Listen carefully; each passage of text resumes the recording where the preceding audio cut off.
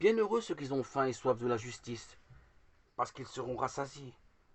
C'est une clé merveilleuse que cette béatitude. Elle ouvre une porte secrète, celle de la prière efficace. J'imagine que sa forme primitive se trouve dans le texte de Matthieu. Celui-ci a noté que la faim et la soif dont parle Jésus étaient la faim et la soif de la justice. Ici, le mot justice, omis par Luc, est pris au sens biblique. Cela ne veut pas dire en premier lieu un souci de justice distributive, à chacun son dû, ce qui va de soi pour Jésus, mais le souci de voir s'établir en tous les hommes la volonté de Dieu. Cette justice correspond exactement aux demandes de Jésus dans le Pater, que ton règne vienne, que ta volonté soit faite sur la terre comme au ciel. Cette faim et cette soif de justice dans Matthieu, ces pleurs dans Luc, ce sont les cris de nos prières lorsque nous sommes angoissés, désorientés devant nos propres infidélités. Bien sûr, mais plus encore devant la trahison complète de nos enfants et petits-enfants, ou amis à l'égard du règne de Dieu.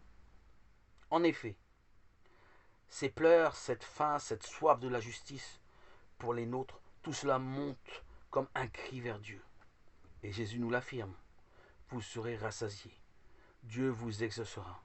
Mais Dieu n'est pas pressé, rappelez-vous l'ivraie. Le maître commande même de ne pas l'arracher. Et pourtant, à la fin du monde, il y aura du bon grain à engranger. Un jour, inéluctablement, votre prière portera les fruits de votre chagrin et de votre patience. Bienheureux les miséricordieux, parce qu'ils obtiendront miséricorde. Dieu de tendresse et de miséricorde, c'est le beau titre donné à Dieu dans les psaumes. La miséricorde est empreinte d'amour, elle est tout à l'opposé de la condescendance. Elle voit le mal sans naïveté, elle en souffre, et pourtant, elle ne juge pas pour condamner, mais pour rendre au frère tombé sa dignité. Le père de l'enfant prodigue est avant tout le père miséricordieux. Il n'humilie pas son fils, ne le reçoit pas comme un domestique, mais organise la fête à son retour, car il était perdu, et le voici retrouvé.